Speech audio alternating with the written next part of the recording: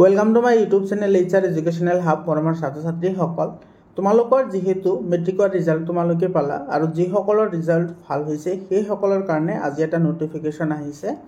এই নটিফিকেশ্যনটো আহিছে তোমাৰ দৰ্পণৰ পৰা, মানে তুমি কেনেকৈ এডমিশ্যন ল'বা আৰু তোমাৰ এডমিশ্যন প্ৰচেছটো কি ধৰণৰ হ'ব গোটেইখিনি কথা আজি আমি এই ভিডিঅ'টোত আলোচনা কৰিম। গতিকে তোমালোকে ভিডিঅ'টো শেষলৈকে চাই থাকা, তুমি সম্পূৰ্ণ তথ্য এই ভিডিঅ'তে তুমি পাই যাবা। এতিয়া চোৱা, ইয়াতে তোমাৰ এই নটিফিকেশ্যনত আমাক কি কৈছে এইটো চোৱা। It is hereby notified to all concerned that in order to process the admission of student into higher secondary first year class for the session 25-26 in different institution. এতিয়া চোৱা, যিটো ফাৰ্ষ্ট ইয়েৰত যিটো তোমালোকৰ কি হ'ব, higher secondary first ইয়েৰত 25 আৰু 26ৰ যিটো session আছে বা যিটো বৰ্ষ আছে, সেই বৰ্ষৰ কাৰণে তোমালোকে এডমিশ্যন কেনেদৰে ল'বা। আৰু তাতে তোমাৰ ইয়াতে কৈ দিছে চোৱা, Darpan admission portal will be made live from 17 April. এইটো চোৱা 17 তাৰিখৰ পৰা তোমালোকৰ কি হ'ব, যিটো দৰ্পণ আছে এই দৰ্পণ যিটো ৱেবছাইট আছে সেইটোতে তোমালোকে এডমিশ্যন ল'ব লাগে। আৰু ডিফাৰেণ্ট টাইপ অফ ইনষ্টিটিউটত তোমালোকে এডমিশ্যন ল'ব পাৰিবা। তোমালোকৰ পচন্দৰ নিজৰ পচন্দৰ তোমালোকে কলেজ তোমালোকে ইয়াতে চিলেকশ্যন কৰিব পাৰিবা। আৰু সেইটো তোমালোকৰ কেতিয়াৰ পৰা হ'ব, এইটো 17 তাৰিখৰ পৰা হ'ব। গতিকে তোমালোকৰ যিসকলৰ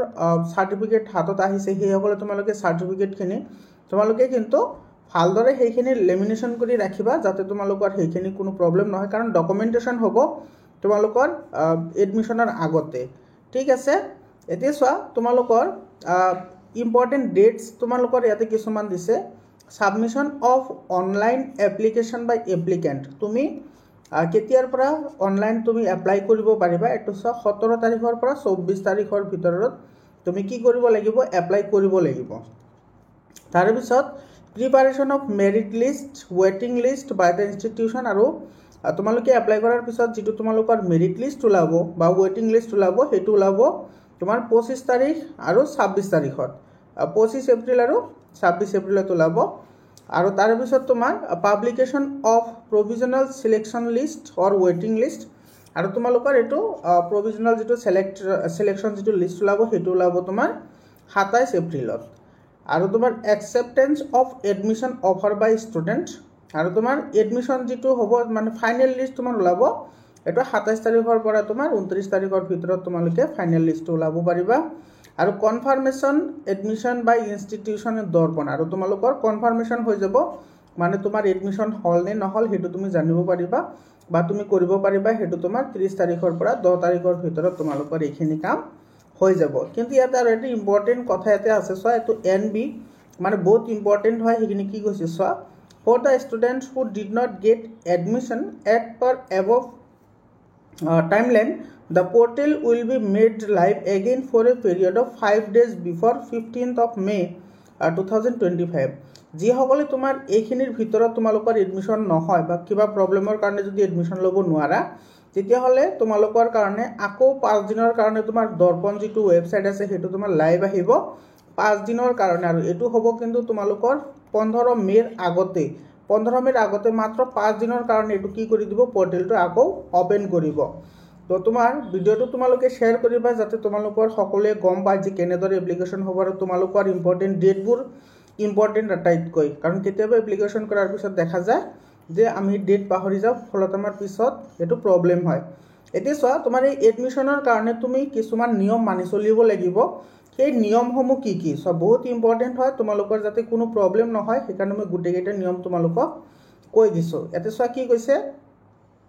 N applicant has submit application online through Darpan portal. এই দৰ্পণ পৰ্টেলৰ যোগেদি তোমালোকে অনলাইনভাৱে কি কৰিব লাগিব, এপ্লিকেশ্যন কৰিব লাগিব। এই student can apply up to maximum of 5 number of applications, আৰু এজন ছাত্ৰই সৰ্বোচ্চ 5টা ইনষ্টিটিউটত কি কৰিব পাৰিব, এপ্লিকেশ্যন কৰিব পাৰিব। মানে তোমাৰ 5টা কলেজৰ কাৰণে তুমি 5 বাৰ এপ্লিকেশ্যন কৰিব পাৰিবা, এইটো দিছে। তাৰপিছত তোমাৰ দিছে to edit profile of student he or she can visit the profile tab in the student dashboard before preparation of selection list by institution. The profile of a student can be edited only once. এইটো কিন্তু বহুত important হয়, এই 3 number পইণ্টটো। কিহৰ কাৰণে, তোমালোকে কেতিয়াবা ফৰ্ম ফিল আপ কৰোঁতে কেতিয়াবা তোমাৰ মিষ্টেক হয়, আৰু সেই মিষ্টেক হোৱাৰ পিছত তোমালোকে যদি সেইটো কাৰেকশ্যন কৰিব বিচৰা তেতিয়াহ'লে তোমালোকৰ দৰ্পণত তোমাৰ যিটো প্ৰফাইল থাকিব মানে তুমি যিটো এপ্লাই কৰিবা তাতে যিটো প্ৰফাইল টেব আছে সেই প্ৰফাইল টেবত গৈ তুমি কি কৰিব পাৰিবা সেইখিনি কাৰেকশ্যন কৰিব পাৰিবা কিন্তু ইয়াতে এটা কথা মনত ৰাখিব লাগিব তুমি এবাৰহে কাৰেকশ্যন কৰিব পাৰিবা মানে প্ৰথমবাৰ তোমাৰ ভুল হৈ গ'ল তাৰপিছত তুমি কাৰেকশ্যন কৰিলা সেই কাৰেকশ্যনৰ পিছতো যদি ভুল ৰৈ যায় তেতিয়াহ'লে কিন্তু আকৌ তুমি কি কৰিব নোৱাৰা কাৰেকশ্যন কৰিব নোৱাৰা যাৰ ফলত তোমাৰ কি হ'ব যিখিনি তুমি হায়াৰ ছেকেণ্ডাৰী ডকুমেণ্ট পাবা সেই গোটেইখিনি ডকুমেণ্টত কিন্তু তোমাৰ ভুল হোৱাৰ বহুত চান্স থাকে বা তোমাৰ নাম চেঞ্জ কৰাটো বহুতে আজিকালি ক্ৰিটিকেল হৈছে গতিকে তোমালোকে এইটো সাৱধান হ'বা ইয়াৰ পিছত তোমাৰ 4 নম্বৰ যিটো হেৰুত কি কৈছে চোৱা the published selection list and ৱেটিং list for admission into higher secondary first year will be made available in the Darpan portal for the student আৰু তোমালোকৰ কোনে এডমিশ্যন পালা আৰু কোনে এডমিশ্যন নাপালা সেইটো তোমাৰ কি হ'ব দৰ্পণ পৰ্টেলতে তোমালোকে সেইটো চাব পাৰিবা the student will be notified in the selection through SMS আৰু তুমি যদি সিলেকশ্যন হোৱা এডমিশ্যনৰ কাৰণে তেতিয়াহ'লে তোমালোকক যিটো মোবাইল নাম্বাৰ তোমালোকে তাতে এণ্ট্ৰি কৰিবা এপ্লিকেশ্যন ফৰ্ম কৰাৰ সময়ত সেই মোবাইল নাম্বাৰত তোমালোকক এটা SMS দিব বা শ্বৰ্ট মেছেজ দিব এটা ইয়াৰ পিছত 5 নম্বৰটোত কি কৈছে চোৱা আফটাৰ পাব্লিকেশ্যন অফ সিলেকশ্যন লিষ্টটো তোমাৰ পাব্লিছ হোৱাৰ পিছত candidate will be allowed to approve only one institution for admission using their log in ID in the portal এইটো এনেকুৱা নহয় যে তুমি কি কৰিছা তুমি সিলেকশ্যন হৈছা 2-3টা কলেজত তুমি কি কৰিছা সেই 2-3টা কলেজতে তুমি কি কৰিছা এপ্লিকেশ্যন কৰিছা তেতিয়াহ'লে কিন্তু সেইটো গ্ৰহণযোগ্য নহ'ব তুমি তোমাৰ যিটো ID থাকিব সেই IDৰ সহায়ত মাত্ৰ এটা কলেজতে তুমি কি কৰিব পাৰিবা এডমিশ্যন ল'ব পাৰিবা বহুত ক্ষেত্ৰত এনেকুৱা দেখা যায় যে তোমাৰ ষ্টুডেণ্ট এজন হয় কিন্তু তোমাৰ 4-5টা কলেজত তোমাৰ কি কৰিছে এডমিশ্যন লৈ থৈ দিছে তো কিন্তু সিটো যাব যিকোনো এটা কলেজতে যাব বা এটা স্কুলতে যাব তো সেই স্কুলখনত যাব কিন্তু বাকি যিকেইটা স্কুলত গ'ল সেইটো তোমাৰ কি থাকে সিটটো মানে এনে ফিল আপ হৈ থাকে সেইকাৰণে এবাৰ তোমাৰ কি কৰিছে মাত্ৰ তুমি এটা কলেজতে তুমি কি কৰিব পাৰিবা এপ্লিকেশ্যন ফিল আপ কৰিব পাৰিবা বা তাৰমানে তুমি আগতে ভাবি চিন্তি ল'বা যে তুমি কোনটো কলেজত এডমিশ্যন ল'বা তোমাৰ নিজৰ ইচ্ছামতে তুমি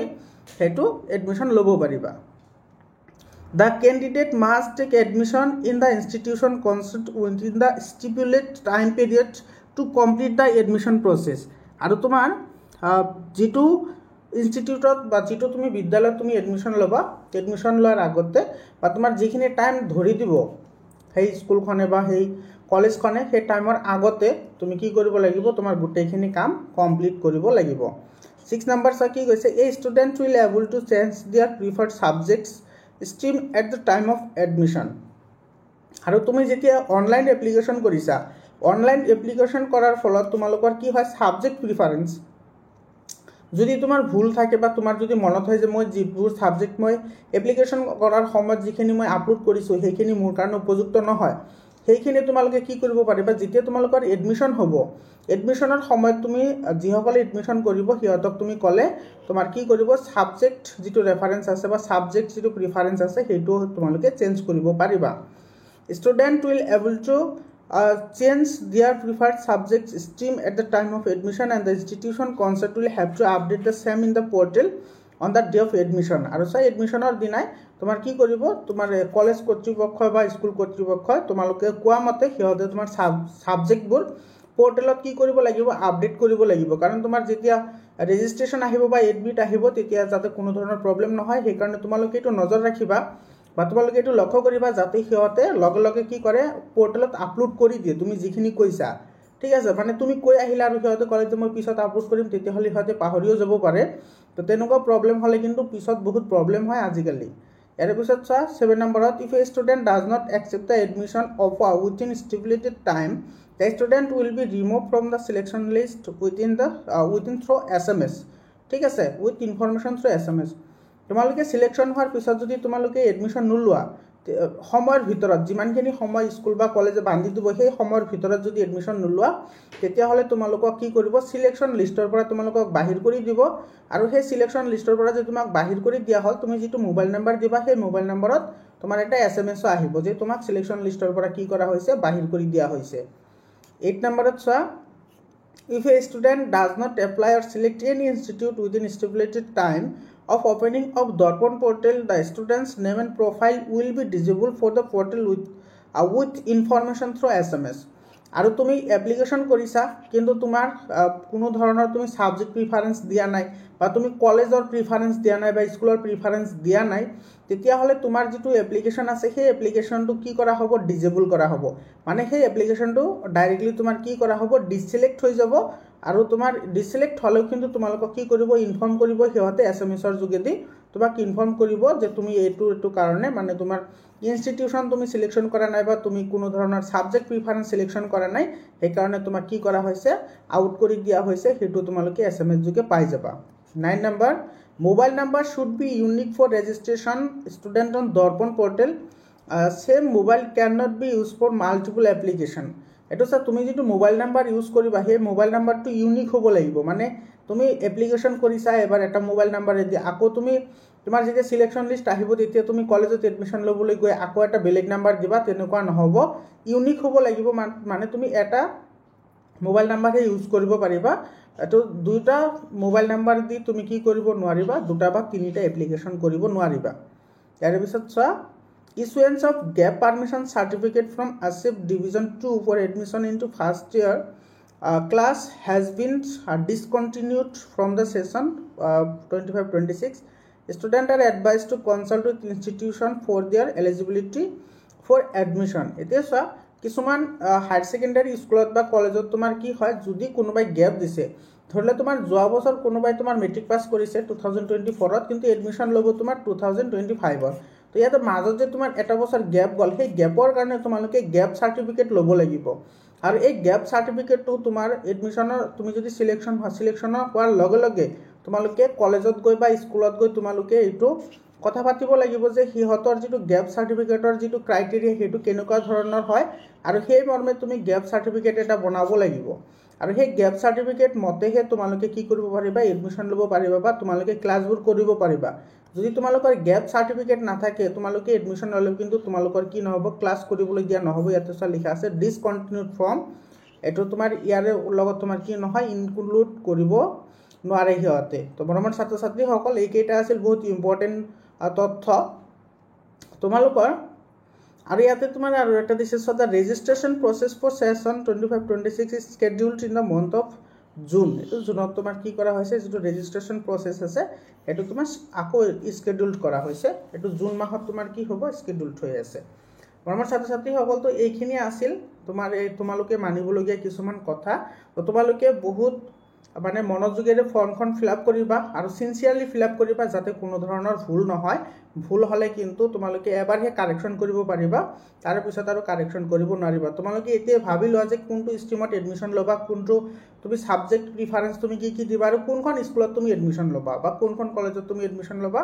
গুটেইখিনি কথা চালি জাৰি পিছতে তোমালোকে এপ্লিকেশন কৰিবা তোমালোকে 17 অফ এপ্ৰিলত তোমালোকে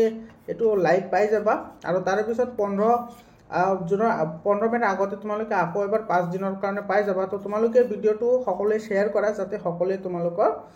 সহায় হয় মৰমৰ ছাত্ৰ ছাত্ৰীসকল আজিৰ কাৰণে এইখিনি আকৌ লগ পাম বেলেগ এটা ভিডিওলৈ ধন্যবাদ